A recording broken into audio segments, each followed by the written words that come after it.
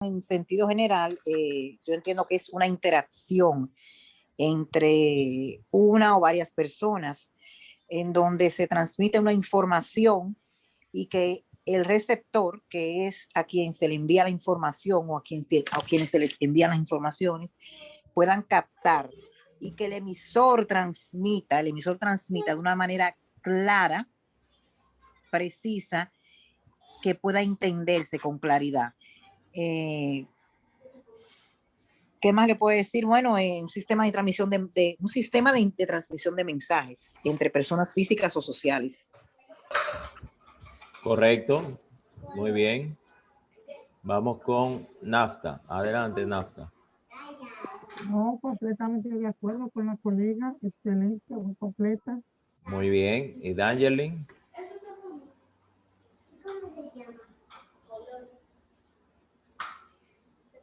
Adelante, Dangerlin.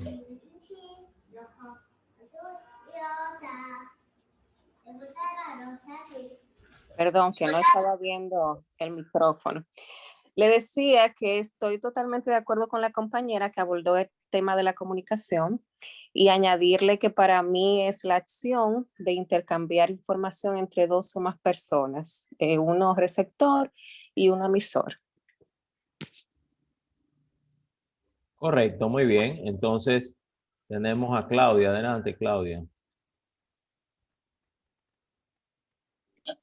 Sí, es exactamente lo mismo. Comunicación viene del verbo comunicar, ¿verdad? Claro que cuando dos personas se comunican tiene que haber un receptor, que es el que habla, un receptor que es el que escucha, y un emisor, que es quien da la información o quien habla, mantiene la conversación. Entonces, es algo de doble vía. Okay. Tiene que haber una persona que hable y otra persona que escuche. Entonces, restablece lo que son las relaciones humanas, la comunicación. Muy bien, muy bien. Vamos con Edison. A ver si me funciona bien el audio. La comunicación, ¿qué entiendo por la comunicación? Bueno, es un proceso que consiste en la transmisión y intercambio de mensajes entre un solo y un sector. La compañera dijo que es alguien que habla y alguien que escucha, pero la comunicación debe ser fluida de ambas partes, es como si fuera un simposio donde todos conocemos el tema y hablamos sobre ello. Para mí esa es la comunicación, que está el código, el canal, el contexto, el ruido y la retroalimentación, donde uno da respuesta al primer mensaje, o sea, donde hay un feedback, lo que ustedes conocen como feedback. Para mí esa es la conversación entre dos o más personas, no solamente una persona hablando y una escuchando, sino los dos enviando un mensaje. Correcto, muy bien. Entonces recordarles que no solamente este proceso se da entre personas, la comunicación en sentido general es de los seres vivos y es un mecanismo que hay para interactuar con el entorno, con el medio ambiente. Es un sistema abierto que necesariamente implica interacción. O sea, profesor. Ya volvió. Sí, parece que la conexión está media inestable. Está insoportable. Déjenme compartir de nuevo.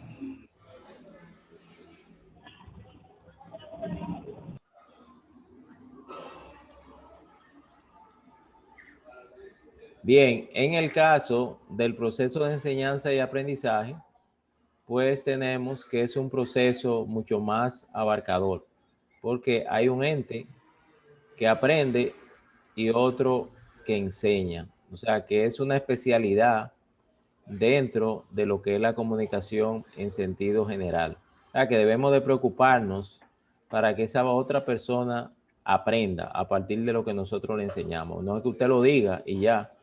Contamos con esto especial en el que hay una información que esa persona no solamente le va a llegar la información, sino que esa persona tiene que aprenderla. ¿De acuerdo? Entonces, mucho más delicada y va a ser adecuada primero cuando sea a través de un intercambio franco libre de todo tipo de prejuicios. También cuando haya libertad de emitir los sentimientos y cuando se cree esa confianza necesaria. Tiene que mantener un respeto en las dos vías. Muy importante el asunto del respeto, porque entre los adultos esto sería una falta grave el que no se mantenga así. Debe de haber una aceptación de sí mismo y una colaboración, Dios la cree, y una colaboración entre todos los miembros del equipo, llámese de la audiencia o de los participantes. ¿De acuerdo? Aquí están los elementos del proceso comunicativo. Esta sería la primera botella que nosotros nos hicimos en tercero de primaria, donde contamos con un emisor, receptor, mensaje, código, canal, barreras y feedback. A los fines nuestros voy a hacer hincapié en las barreras y en el feedback o retroalimentación. Las barreras pues son las actitudes personales, prejuicios, ruidos, todo ente que se interponga en la recepción correcta del mensaje o en la emisión correcta del mensaje. Hay muchas que son personales, como les acabo de decir, y esas deben de ser controladas por nosotros. En esta entran pues los ruidos personales, que son los que llamamos muletillas. ¿Ustedes saben cuáles son las muletillas? Básicamente la que más se conoce es E. Son ruidos innecesarios que entorpecen, restan seguridad al facilitador para que ese mensaje llegue. Y las actitudes personales, llámese prejuicios que tenemos en ciertas condiciones. Lo que debemos de hacer es tratar de controlar esta barrera. Claro está que dependiendo del medio ambiente pudiéramos contar con otras barreras, porque por ejemplo, si estamos trabajando en un salón de clase y pasa una guaguita anunciadora, pues se va a crear una barrera porque vamos a tener que competir con ella. Si comienza el vecino a prender el radio y estamos impartiendo cerca, o si estamos cerca de un colmado, y a veces hasta otro colega que tiene el tono bastante fuerte o que está hablando bastante fuerte al lado, pues también pudiera crear interferencias con nuestro mensaje y cómo es recibido por los participantes. En el caso del feedback o retroalimentación, es un mensaje que tenemos de vuelta, donde vamos a garantizar que la información llegó como teníamos estipulado. Por lo tanto, este feedback es necesario, al mismo tiempo nos va a permitir pues comprobar que el participante nos va siguiendo, va aprendiendo y va aprendiendo lo que le estamos transmitiendo. Pudiera ser que aprenda otra cosa. Si fue así, es porque la comunicación no llegó como teníamos planificado. ¿Aquí alguna duda, pregunta? ¿Dudas, preguntas?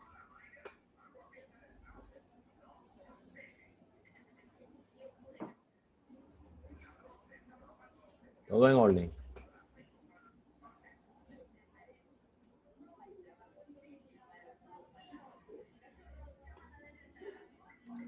Seguimos entonces. ¿Qué características debemos de asumir como facilitadores de un proceso de enseñanza y aprendizaje para que esa comunicación sea efectiva? Bueno, debemos de tener conocimiento sobre el tema. Adelante, Nafta. Yo estuve viendo que a nivel de las barreras, se enfocó el material en las barreras psicológicas, cuando hay diferentes tipos de barreras, salvo la parte de los ruidos, que son las barreras ambientales, pero hay barreras administrativas más causadas por los procedimientos, políticas, etcétera, a nivel empresarial. Ya dentro de las barreras del área de comunicación, yo conozco 6 tipos, pero yo me enfoqué en esta que de verdad agradezco al Infotep por ese material tan actualizado, que de verdad que me encantó.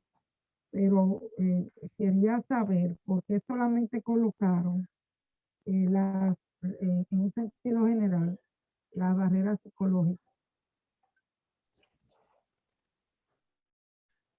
Repita, por favor, la pregunta.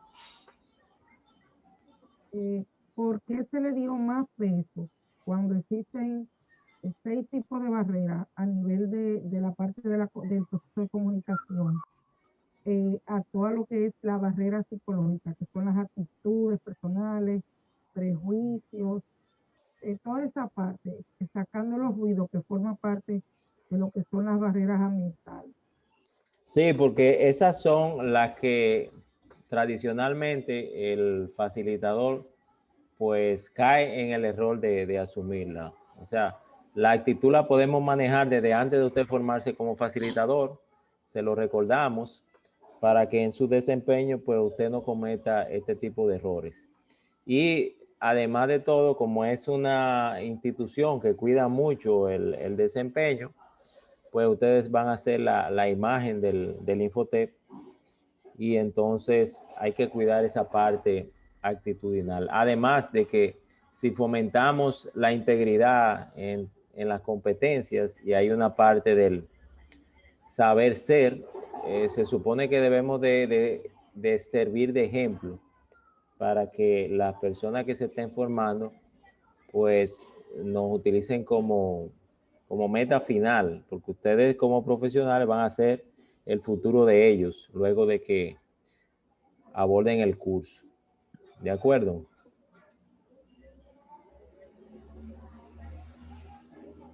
Sí. Perfecto. Claudia. Sí, para abundar un poquito más sobre las barreras, que son bastante peligrosas en el proceso de enseñanza-aprendizaje, porque como mismo usted dijo, va a depender mucho de las actitudes. Entonces, cuando vienen los estereotipos, ahí hay un enfrentamiento muchas veces lo que es alumno-maestro, porque el maestro cree una cosa y el alumno cree otra y no entran de acuerdo. Y como usted acaba de decir, nosotros como facilitadores vamos a hacer la cara de Infotep, ¿verdad? Entonces hay que trabajar eso, hay que trabajar esas actitudes negativas que uno pueda tener sobre un tema X y esos estereotipos que queremos poner a las personas porque nosotros no creemos o no estamos de acuerdo con esto. Exactamente. Además que lo que diferencia un facilitador de un profesor de la formal o tradicional es precisamente esta flexibilidad, estas actitudes con las que la formación profesional pues ha querido pues ganar el pleito, porque es muy estricto en cuanto al manejo de contenido en la formal. Aún han flexibilizado un poquito todavía. En el subsistema formal se siente mucho esa autoridad del profesor, pero no porque no la tenga, sino porque tenemos que romper con eso. Lo que buscamos con la formación profesional es ser facilitadores realmente, que el conocimiento está ahí, llegue de la manera más fácil, sea prácticamente un aprendizaje por inducción y no tanto porque nos veamos forzados a esa persona que tenemos ahí. Además hay libertades con las que cada quien puede aportar. Inclusive ahora la nueva modalidad de Infotep es construir este conocimiento. El facilitador simplemente pues facilita el que esos contenidos se digieran por parte del participante, que los ponga en práctica para que ellos formen parte activa de su proceso de enseñanza y aprendizaje. Adelante, Nafta. Eso le iba a comentar que desde hace ya algún tiempo, entidades educativas del país nos hicieron conciencia sobre que los colegas no son una vasija para estar de manera pasiva recibiendo información, sino que ellos eran protagonistas del proceso de enseñanza-aprendizaje y como tal debíamos de construirlos en equipo. Y a mí me pasa con los equipos que tengo, no solamente a nivel de universidad, sino de mi firma de capacitación, que a mí, por ejemplo, el último ejemplo, yo soy muy orgánica, a mí me gusta trabajar con ejemplos. Me dice, y siempre tengo una host para que me ayude, para yo enfocarme más.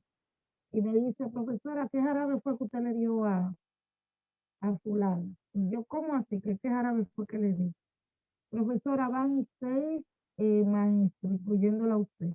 Yo termino mañana ya con ese tipo de maestrante, la materia. Y me dice, usted y al primer profesor han sido los únicos que esa persona no le ha faltado respeto.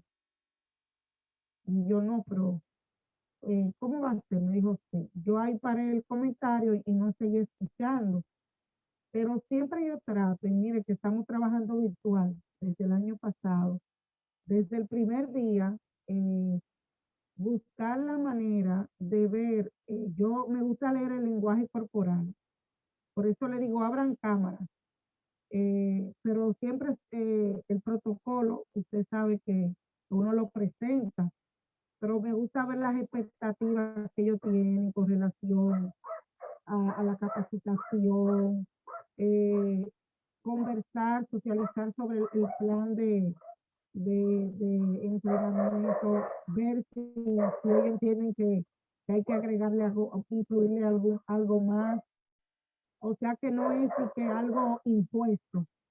Y generalmente el hecho de yo mantener ese apoyo de las entidades donde yo estoy, porque en la firma ya lo manejo directamente, me hace sentir que no tengo como esa rigurosidad y el hecho de yo no lograr, de yo evitar un conflicto, porque mire, eso es el hecho de que un maestro se vea frente a una falta de respeto, creo que, y no le estoy dando la razón al alumno o al participante, creo que el maestro debe de, como dijo Claudia, de estar observando ese lenguaje no verbal, esas actitudes, ese tipo de personas que son un poquito más de personalidad compleja, ¿verdad? Uno lo que la hace, que la involucra más, y uno la hace parte de uno. Y mire, yo puedo dar el testimonio hoy de que los reconocimientos que el año pasado yo recibí varios reconocimientos y ya comencé el año de nuevo recibiendo reconocimientos de que esas personas al final terminan siendo aliados tuyos. Quizás tienen algunas situaciones, como le llamamos los psicólogos, no cubiertas. Generalmente pasa con la gente de mayor, y no voy a generalizar, pero por lo que hemos medido, con mayor perfil dentro de los grupos, generalmente pasa con esa gente, que entienden que por sabérselo todo, lo que ellos dicen es lo que se va a hacer. Entonces hay que lograr una negociación, un ganar y buscar la manera, usted ve, de no entrar en ese conflicto, porque realmente salen perdiendo ambas partes, se les resta autoridad ya al proceso de formación y yo lo entiendo. Gracias por de verdad anteriormente completarme las inquietudes de las barreras psicológicas, porque mire, yo no lo había visto desde esa perspectiva, realmente es así, son bastante de valor agregado al proceso. Ah, pues qué bueno, y de eso se trata, de que sume a los conocimientos que ya ustedes tienen. Volviendo al asunto del participante en cuanto a su importancia en el proceso, es tanto así que ahora la nueva metodología profesa el que el participante sea un ente activo. Entonces ahora se le ha cambiado el nombre, ahora es aprendizaje activo centrado en el participante. O sea, que el participante es quien va ahora a edificar todo lo que es su aprendizaje con la facilidad de que el facilitador, por eso el término, lo va a ir guiando. Lo va a ir guiando a través de proyectos colaborativos, básicamente, a través de un seguimiento, de una interacción mucho más robusta, que no se limite al que usted se ponga enfrente del salón de clase, le dé unas explicaciones y ya. Lo ideal es que se utilicen diferentes técnicas didácticas y no solamente la exposición como se ha venido haciendo tradicionalmente. Tenemos entonces, dentro de las características que profesan esta comunicación efectiva, el conocimiento del tema, seguridad en nosotros mismos, el ser objetivos, humildes y emprendedores. Nafta, ¿usted volvió a levantar la mano o se quedó así? Disculpe, la dejé así por error. Ah, ok, pues bájela para que no se canse. En el manual pues vimos diferentes tipos de facilitadores según el tipo de comunicación pues que predomine o las características de un tipo de comunicación. Tenemos acá el democrático, el autoritario y el liberal. ¿Cuál es el que debemos de procurar en nuestras actitudes? Democrático. El democrático, muy bien. El democrático porque toma en cuenta las particularidades del participante, su experiencia y su actividad en el proceso. Trabaja con todo el grupo con un enfoque personal. No se crea estereotipos de nadie de los que participan en el proceso. No es selectivo en sus contactos ni subjetivo en las valoraciones y no es agresivo en las relaciones. Diferente a los otros tipos de facilitadores como es el autoritario, que trabaja con una media del estudiantado sin tener en cuenta particularidades que se presenten en un grupo, se crea estereotipos y se expresa con intensidad y usted puede observarlo en las reacciones emocionales que tiene, golpes en la mesa, el tono de voz, pues todo le lleva a eso. Adelante, Claudia.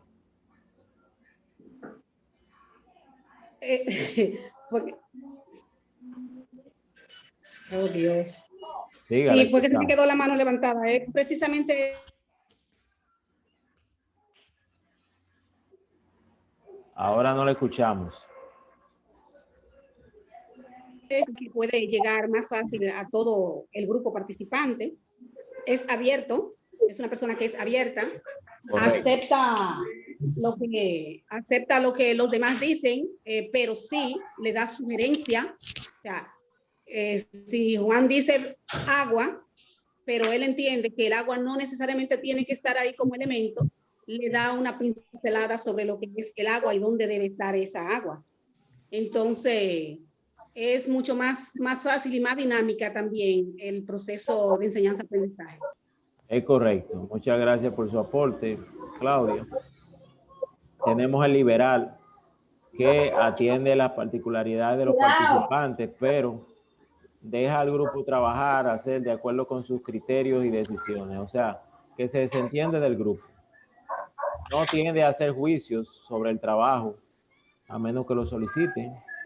No orienta la tarea ni estimula al grupo por los resultados alcanzados y básicamente se muestra indiferente en cuanto a las reacciones emocionales.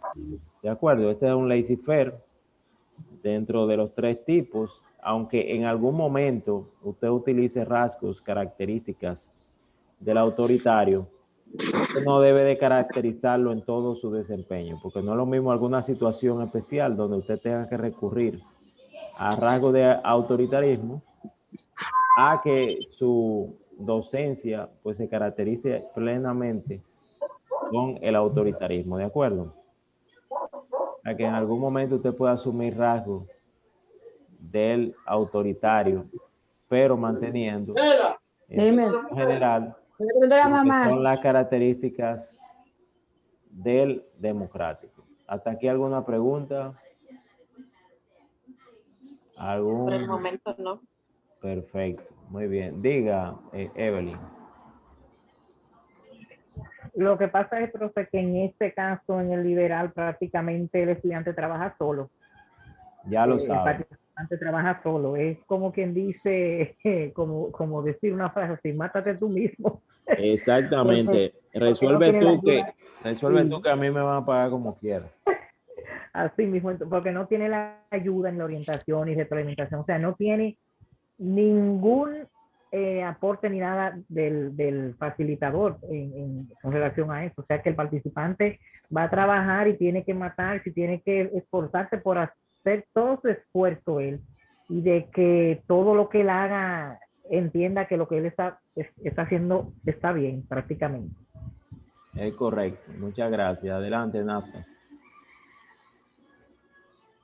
Sí, que a mí me recordó, leyendo el material, que ese es el líder laissez-faire, como usted dijo. Es el líder que llega tarde, el líder que deja que todo el mundo haga lo que quiera. Que si lo va a chatear, me estoy refiriendo al empresario, que chateen, que ese no orienta, ese no entrena, ese no ayuda, no está orientando a la gente a meta ni a resultados. Eh, y entonces pensé mucho en el proceso de inducción en las empresas, porque a veces hay algunos colegas que me dicen, mire, profe, yo entré a X empresa y a mí fue, mátate tú mismo, un poquito la colega. O sea, yo tuve que buscármela y yo mismo me hice mi inducción. Yo era que le preguntaba a todo el mundo, porque si no, mire, ni la hora para yo irme a almorzar había. Y eso es grande, señores. Uno entra a un sitio. A mí me pasó como consultora en una empresa. Y me dijeron, no, tú eres consultora, tú misma te das tu inducción. Y yo, pero ¿qué es esto? Y yo ahí paro. Mire, maestro, no es fácil.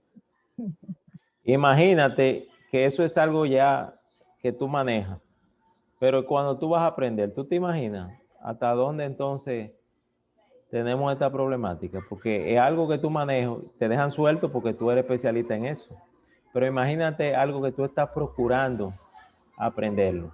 El caso sería mucho más serio. Adelante, Claudia. No, siempre es serio, maestro. No, Siempre. no, claro, pero como lo estamos viendo desde el punto de vista de nosotros, desde nuestro desempeño como facilitadores, pues entonces hacer hincapié en eso, que la otra persona busca aprender.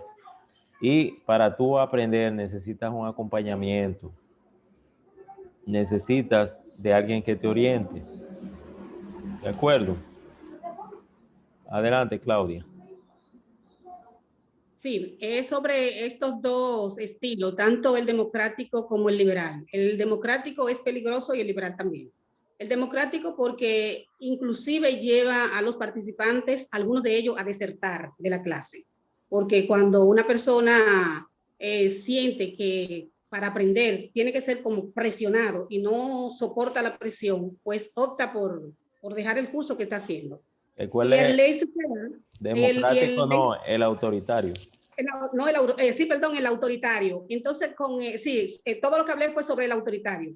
Entonces, con el liberal también es peligroso, aunque un poquito más suave, pero se perjudica mucho él, porque cuando hay procesos de evaluación, entonces los estudiantes, sobre todo los más capacitados, los más doctos, eso lo que hacen es que cuando le toca el proceso de evaluación, lo ponen por el suelo, o sea, le bajan su calificación porque es una persona que no enseña, es una persona que no se dedica a ver cuáles son las dificultades que tiene el participante o el alumno para poder ayudarle a resolver esas barreras. Entonces, el estudiante se queda como que no hizo nada, todo tuvo que hacerlo propio, lo que aprendió lo hizo propio, como si no hubiese estado en una escuela, en un centro educativo.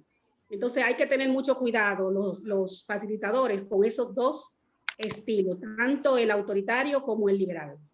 Es correcto. Muy bien. Adelante, Dayelen.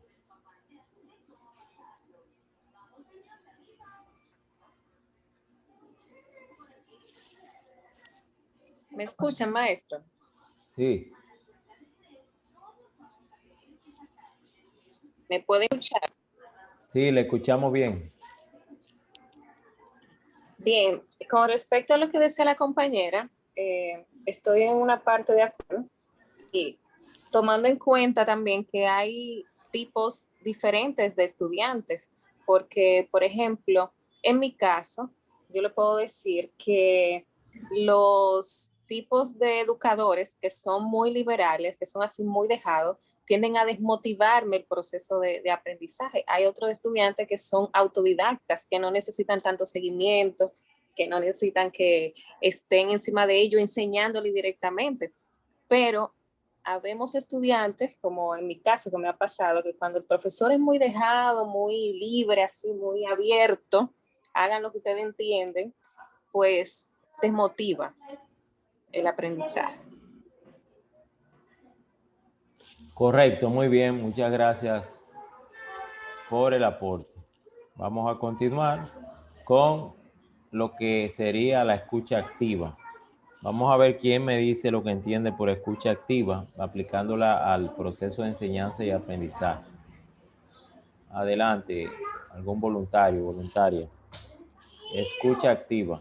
¿Por qué es importante para nosotros como facilitadores la escucha activa?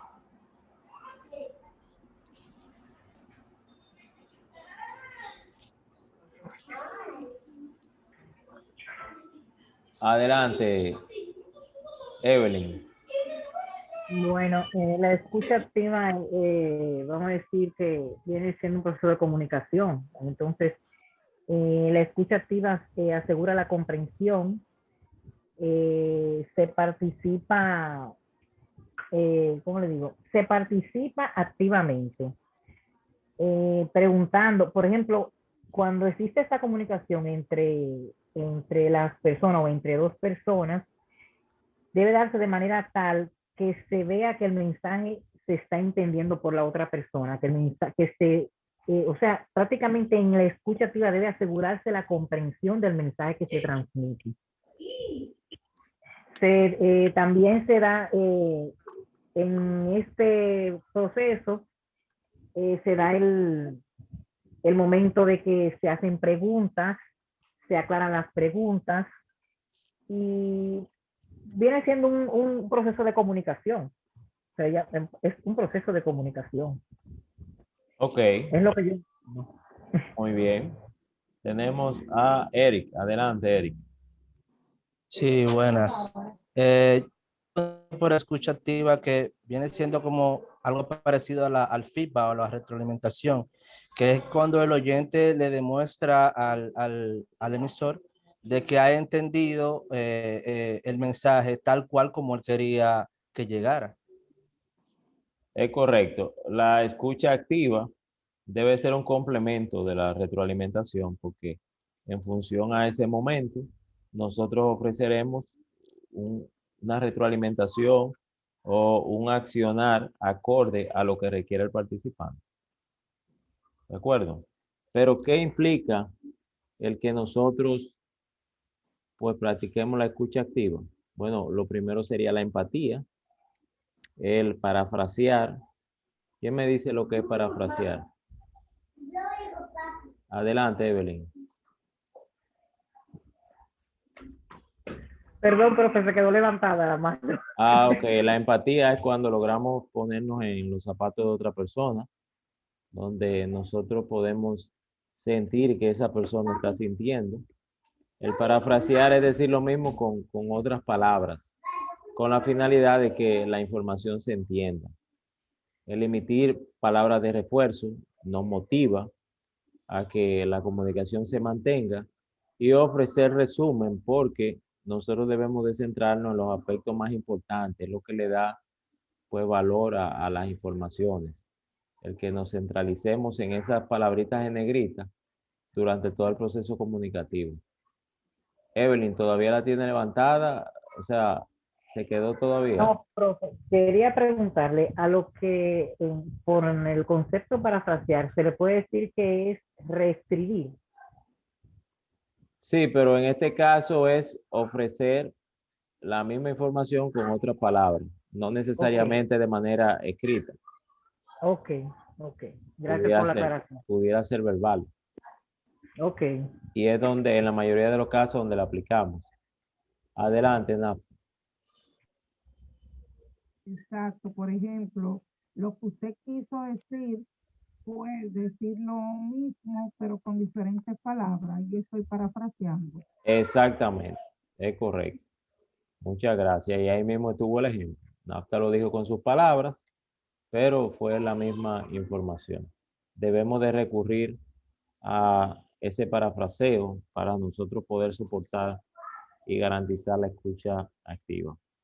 En el manual pues tenemos diferentes tipos de comunicación, la formal, la informal, la formal la que se da mediante un sistema organizado, algo ya preparado, por ejemplo la que se da en una conferencia, la que se da en una empresa a través de un código, de un sistema, un memorándum, por ejemplo, es un ejemplo. Y tenemos la informal que se da de manera espontánea entre lo que la establece.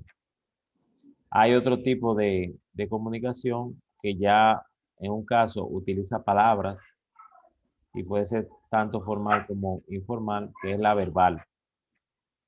Entonces debemos de cuidar nuestras expresiones, debemos de cuidar nuestro nivel, porque cuando usted está impartiendo, el verbo dice mucho de usted. Con el verbo nosotros prácticamente que ganamos el pleito o lo perdemos. El manejo que usted tenga de un contenido, de un área, pudiera caerse si usted no maneja lo que es el verbo, la comunicación verbal.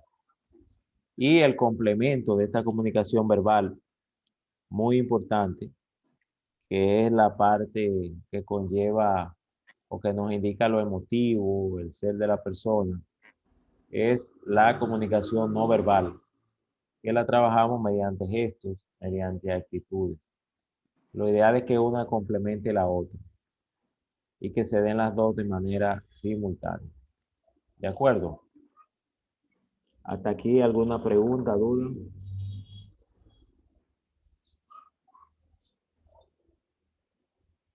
Y por último tenemos lo que es la comunicación en la empresa.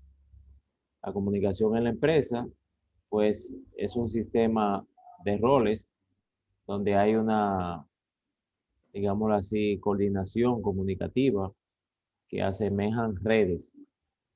Ustedes saben que así como tenemos procesos, un proceso interactúa con otro, así mismo se da la comunicación dentro de la empresa.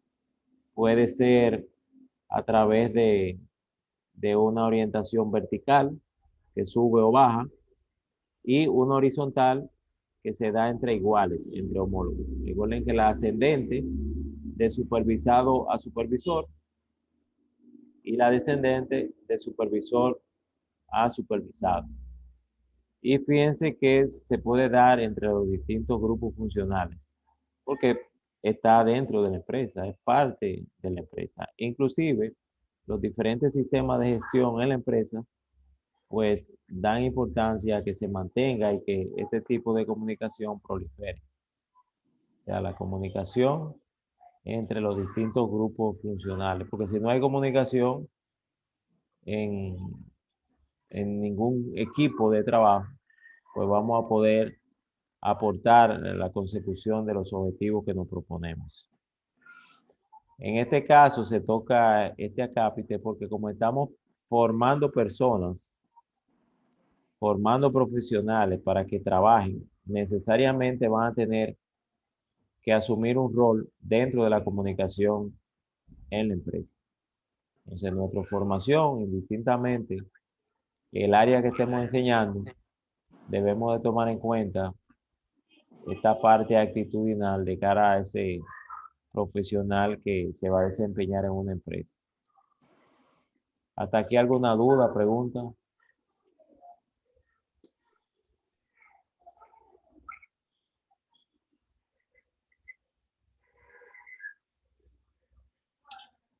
¿Duda, preguntas?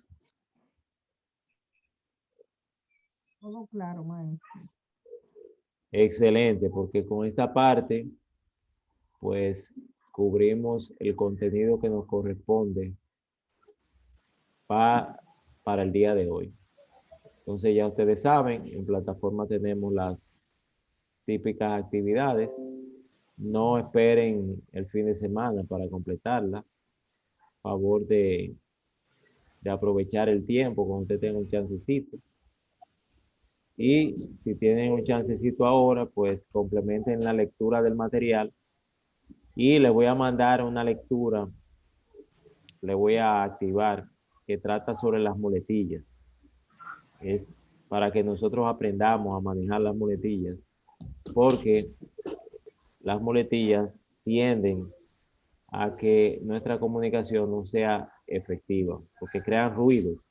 Y si esos ruidos los podemos manejar, pues mejor para el proceso. ¿De acuerdo? Muy de acuerdo. Esas muletillas a veces hacen que el receptor pierda empatía, se desconecte. Y seguridad, le restan seguridad al facilitador. Sobre todas las cosas le restan seguridad. Por eso debemos de tratar de controlar las muletillas. Y para eso les compartiré pues unas técnicas bastante útiles sobre cómo vamos a controlar las muletillas. ¿De acuerdo? De acuerdo. De acuerdo. Señores, pues lo dejamos hasta acá. Feliz resto de la noche y nos vemos en plataforma. Buenas noches. Buenas noches. Muy buenas. Buenas noches. Buenas noches, profe. Bendiciones para todos. Buenas, bendiciones igual. Gracias. Buenas Gracias a noches. todos.